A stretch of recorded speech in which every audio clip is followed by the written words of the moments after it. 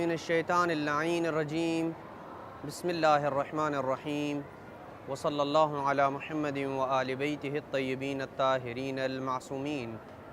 बारगाह हज़रत अमीरुल मोमिनीन हरम मुतहहर अमीरुल मोमिनीन अलैहिस्सलाम से अपने मोमिनीन की खिदमत में मसाइल निकाह को लेकर हाज़िर हूँ।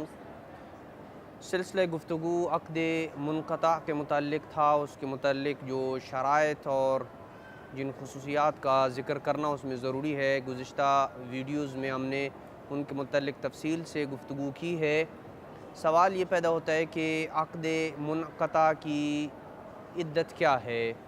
जिस खातून के साथ अक़्द मुनक़ता किया जाता है, क्या उसकी कोई इद्दत है या इद्दत नहीं है। जवाब यह है कि जिस खातून से मुतआ किया जाए उसकी इद्दत की मुख्तलिफ़ अक़साम हैं। अगर वो खातून हामला है तो उसकी इद्दत बच्चे की विलादत तक है। अगर वो खातून हामला नहीं है तो उसकी इद्दत 2 बार हैज़ का आना है। और अगर वो खातून उम्र के उस हिस्से में है कि जहाँ ख़वातीन को हैज़ आता है मगर उस खातून को किसी सबब से हैज़ नहीं आता है, तो इस खातून की इद्दत जो है वो 45 दिन करार पाएगी। मुते की बास में आम तौर पर कई अफराद कंवारी खातून के साथ मुता करते हैं, जिसके मुतल्लिक़ हमने गुफ्तगू कर भी चुके हैं और आज मज़ीद भी करेंगे। लेकिन सबसे पहले ये जानना ज़रूरी है कि शरई एतबार से कंवारी ख़ातून से क्या मुराद है। जवाब यह है कि कंवारी ख़ातून से मुराद ऐसी ख़ातून है जिसके साथ उसके शौहर की तरफ से दुखूल ना हुआ हो। बस जिस औरत के साथ उसके शौहर ने शरई एतबार से दुखूल नहीं किया है, उसके शौहर ने उसके साथ दुखूल नहीं किया है, तो वो ख़ातून जो है वो कंवारी होगी।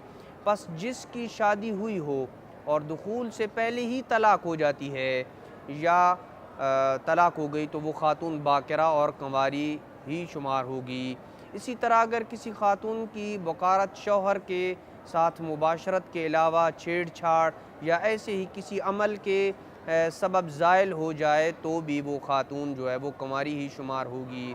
इसी तरह अगर ज़िना या ज़िना के सबब किसी ख़ातून की बकारत जो है वो ज़ायल होती है तो बिनाबर अज़हर वो ख़ातून बाकिरा ही शुमार होगी।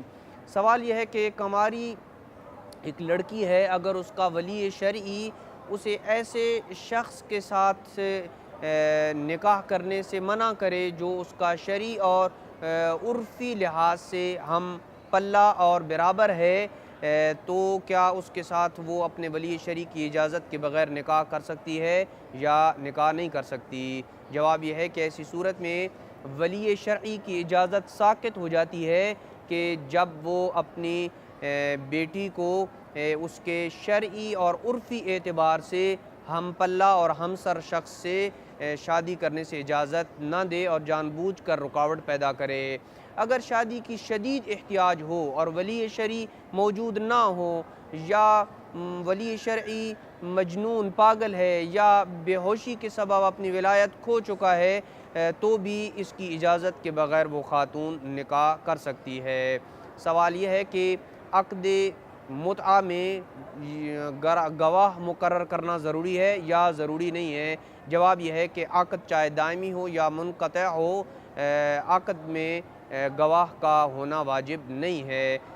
आया बदकार और फ़ाहिशा ख़ातून के साथ मुतआ किया जा सकता है या नहीं किया जा सकता। बिनाबर एहतियात वाजिब अगर वो तौबा कर ले तो किया जा सकता है और उसकी तौबा का इल्म यूँ होगा कि अगर कोई उसे ज़िना के लिए कहे तो वो इनकार कर दे, यानी सही मानों में वो तौबा कर ले, तो इस सूरत में तौबा करने के बाद बिना उसके साथ जो है वो मुता किया जा सकता है।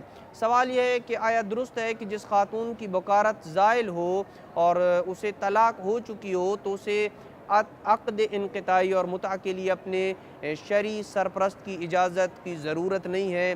क्या ये बात दुरुस्त है या दुरुस्त नहीं है। जवाब यह है कि अगर पहले शौहर के साथ उसका निकाह सही हुआ था और दुखूल के बाद तलाक़ हो गई, या पहला निकाह हुआ और शौहर ने दुखूल किया और शौहर फिर फौत हो गया, तो इस सूरत में निकाह किसी और फिर ख़ातून किसी और मर्द के साथ निकाह करना चाहती है तो इस सूरत में निकाह मुता के लिए शरई सरपरस्त की इजाज़त की ज़रूरत नहीं है।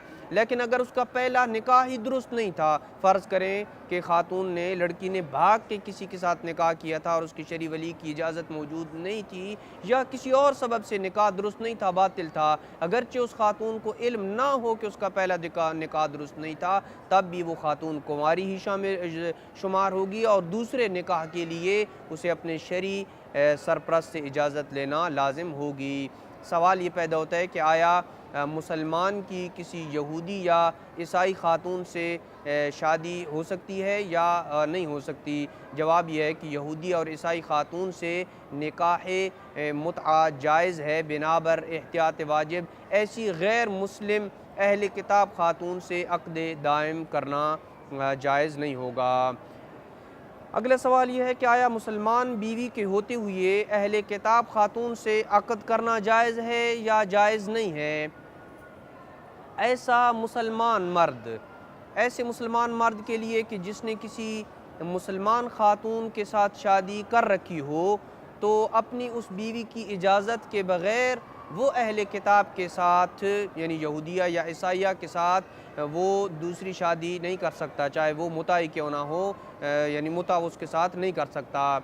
बल्कि बिनाबर एहतियात वाजिब अगर वो मुसलमान बीवी इजाज़त भी देती है तो आयतुल्लाह सिस्तानी के नज़दीक बिनाबर एहतियात वाजिब उस ईसाई औरत के साथ वो मुता नहीं कर सकता।